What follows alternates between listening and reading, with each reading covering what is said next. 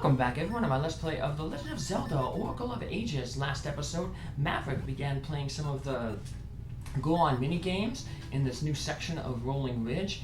And in this episode, he's going to finish playing these mini-games. Unfortunately, most of the mini-games he's playing aren't going to be for fun, but to get items that he needs to advance to open up the 6th dungeon. So we're still in the past here. I just want to head up a few flights of steps from the Goron Dancer and exit here. And while I'm still in the past, I'm going to move that seedling. Be careful that you don't hit the seedling with your sword. If you hit the seedling with your sword, you'll destroy it. And you just have to leave the screen and reset it. But we're going to use a combination of the switch hook and pushing it to put the seed next to that crack in the wall. And then we'll work back to the present. And this will take us to where we can play the target card game that Goron in the past, when we talked with him, who could see the future, he basically said, like, I see you riding a strange contraption firing your seed shooter. Well, let's make that prophecy come true. When my grandpa was younger, he ran a different shop before he opened target cards. And it's basically going to be a repeat of the target game in Oracle of Seasons. Great fun. But before we head inside and have some fun, we want to lift up this rock on the top, and that opens up another time portal. And then we're going to head in and play the target card. We're going to want to play this several times. We're going to target cards. Fire your seed shooter while riding in a cart. If you hit enough targets, you win a prize. And there's 12 targets. They vary on where they are, and so depending on when you're playing it, your targets might be different. And as you advance, this first time we have to play, the targets don't move. In future iterations of the game, the targets will move. So yeah, I just messed up there, but as long as you get more than, as long as you get 9, you'll get 20 rupees, so you can play again and not lose money. That's it, you're at 9 or 12. Almost perfect, but we still at 20 rupees. So let's just play again. If you fail, this guy just says, hey, you want to play again? And we keep playing until we win this rock biscuit. I always like to shoot there, because usually there's this a target there. If the seed doesn't bounce back, then you know you destroyed the target without even having to worry about jumping in the cart yet. So these ones gotta get an angle. And there we go. 2 tries. 12 of 12, and we get the rock biscuit. And now there's that Goron who's hungry, so we're gonna give that to him. But before we go do that, we're gonna play the game a few more times. You can win a prize. You can win a Gasha seed. But the prize that we're really looking for is the boomerang. Here we go. And you'll see some of the targets will actually be moving. Like I said, try to hit your button, hold the seed shooter out. You have to hit it twice to shoot a seed. So the first time you just stick your seed shooter out, and that helps you can point it at the right target. Shoot again. And with this, we now get the boomerang. So like I say, you keep playing it for rupees, or you keep playing it for Gasha seeds. But we just really wanted to play it until we got the boomerang. Alright, let's get out of here. I'm going to use this warp to go back into the past.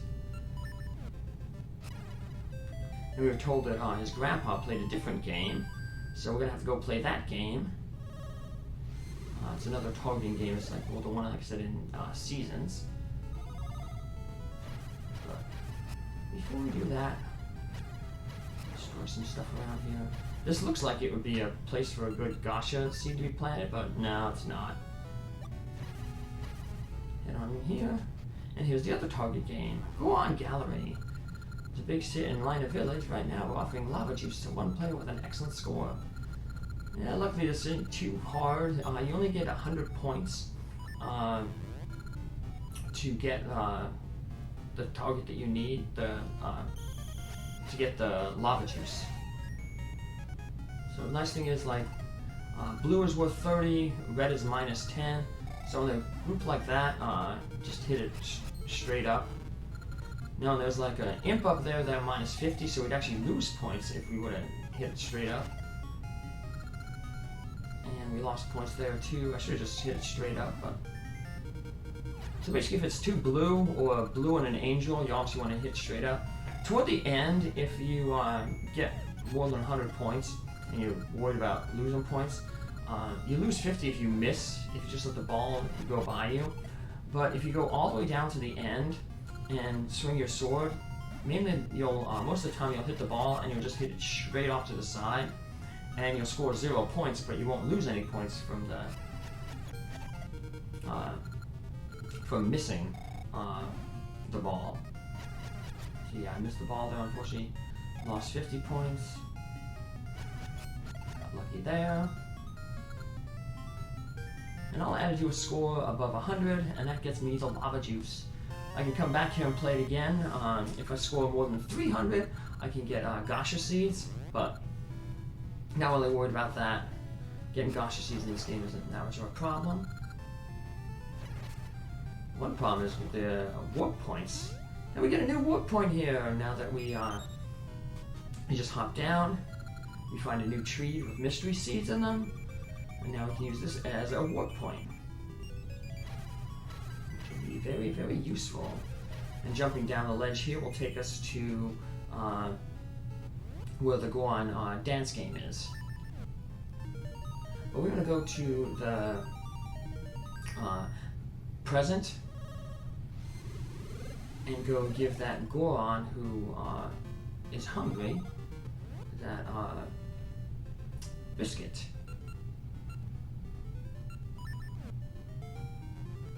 Down. We got another maple encounter. Let's see, we're still trying to get that heart off of her.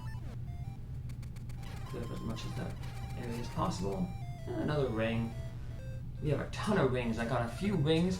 I made a mistake. I said that you get the rings from doing the platinum Goron dance in the past. The ring you get in the past is the bomber's ring. To get the bomb-proof ring, you have to go into the present and do the gold.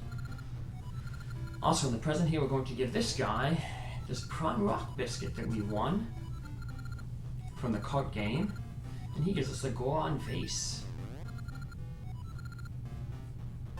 And now we can go into the past, and this guy got the vase from his ancestor, but we're going to go into the past and give his ancestor the vase that he ends up giving us, so it's like a weird stable time loop? I don't know. Time travel is weird. But that Goron vase that guy had, we're going to give to his ancestor, which will in turn give him the vase, so I don't know where the starting point for that vase is. Who gave the vase to him before to allow him to give us the vase in the present? So we can give it to his past. I don't know. Time travel. This guy needs the heirloom, so we give him the vase that we got off his descendant. And he's going to give us the Goron aid. Remember back in the present, there was that one Goron who had that other mini game he was going to do, the bomb game, the Big Bang game, but he was too tired because he just dug out that whole cave. If we give him the Goron aid, he'll be able to start playing that game with us. And we're going to need to play that game to get one of the mermaid keys. Get the old mermaid key. We need a key to open the past dungeon and also the present dungeon.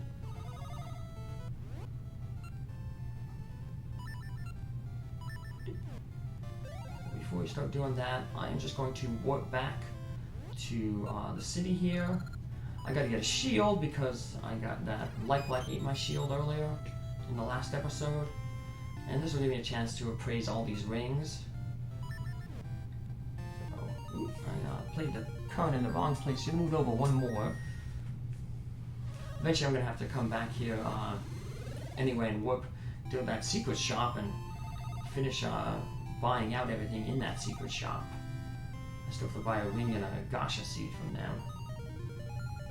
But right now we just want to visit the regular shop. Get a shield. And then get all our rings appraised. We actually got quite a few good rings here. And we got a monster ring. Or a slayer ring. So I'm just quadrupling the speed here. There's the bomber ring that we got from the Goron dancing game. We also got the green holy ring that prevents you from getting electricity hit. Okay, bomb-proof ones from the Goron game in the present. The dance, the gold. And I'm going to switch out some of my rings here because I got quite a few good ones. Maple will obviously want to keep that one. This one, this I just decided to take the rocks ring here because it's close by. And floors that crack can be annoying. So if you use this ring, the rocks ring, the floors won't crack beneath you. And then the last one I want to get is this gold joy ring. It doubles all the items. There's different rings. There's like the red one that doubles rupees. There's one that doubles hearts that you pick up. The gold ring obsoletes all of them and basically allows you to double any item that you pick up. Rupees, hearts, seeds, pretty much anything an enemy drops, if you pick it up with that ring equipped, you'll get double it. Now we're going to warp back to the past where we have that nice warp zone that we just uncovered earlier in the episode. Mysteries. And I forgot to uncover a block up there, but we'll get it later. You need to have a gacha seed to unlock that anyway. A trick that happens up there. So let's hop on down. And the best way to get to the present, to that bomb Big Bang game, is going through the past through this cave here. And then we'll use our tune, the Harp of Ages, to get back to the present. Here we are, we're just going to use the tune here. That'll take us back to the present, and there'll be a cave. We head into that cave, and up the staircase in that cave will take us to where the Big Bang minigame is, which is also kind of an annoying game. It's very luck-based. We can help yourself out a little bit by equipping the Roc's Feather and Pegasus Seeds. I've worked so many late nights lately. I don't feel up to playing games. I dug up a great prize too. Oh well. That's Scorenade. One drink of that charges you up. Will you let me have it? Sure. Wide awake now, thanks. I'm gonna open up shop. Want to give my game a try? First game's on the house. Sure.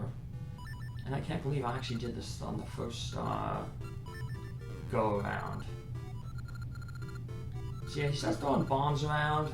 The floor can change a little bit. There's conveyor belts running around that push you around, and there's rocks that prevent you from running just all over the place. So it can be very annoying. Like I said, the Roc's Feather and Pegasus Seeds help you out a little bit. They basically run around, helps you dodge. So basically you just never kind of want to stay steady. Run around, run around.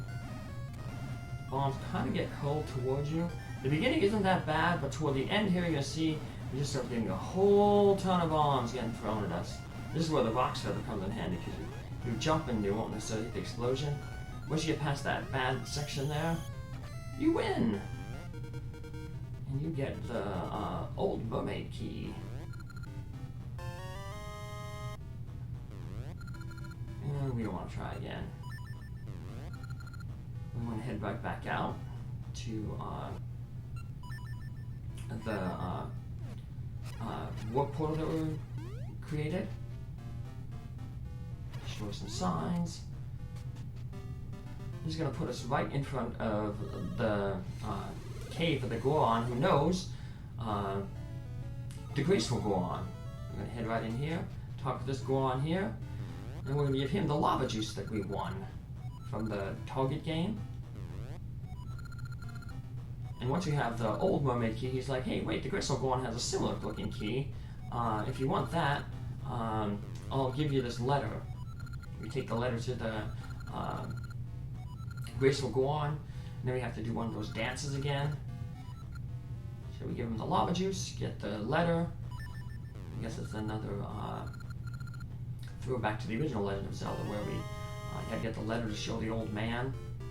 You got the letter from the old man to show the old woman to get medicine. And now we have to head back to the Grace will go on.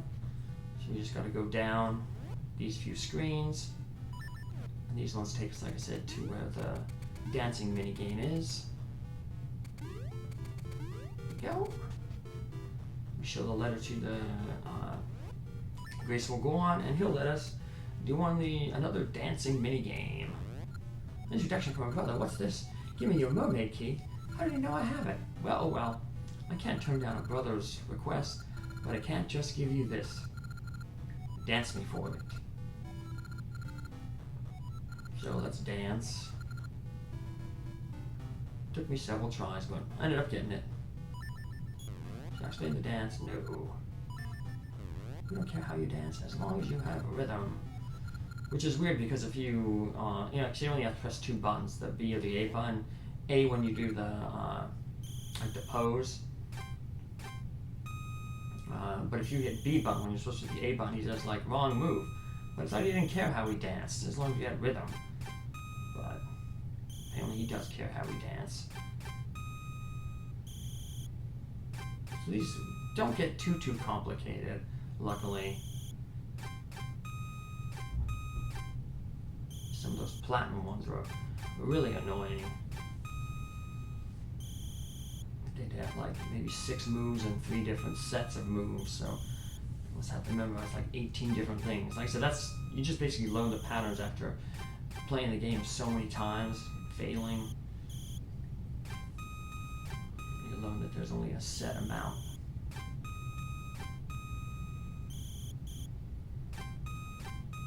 I like just think to myself, I'm like, I time the button presses, I'm like, I'll watch what the guy's doing, like, B, B, A, B, A. Try to remember that pattern. You get also a little bit of a clue based on how he moves. Sometimes when he does that cheer, he'll wait until he faces straight ahead before he does the next move. So you have to watch your character do that too. So wait until he moves all the way facing the center again, and then you have a small little window there to do the move. But to complete this dungeon, we're going to have to go into the past and the present. But we start in the past to open up some walls in the present. Mermaid's Cave. We'll save our game here. And then I'll catch you in the next episode where we'll finish off this dungeon, going both in the past and the present. Take care, have a good one. Bye.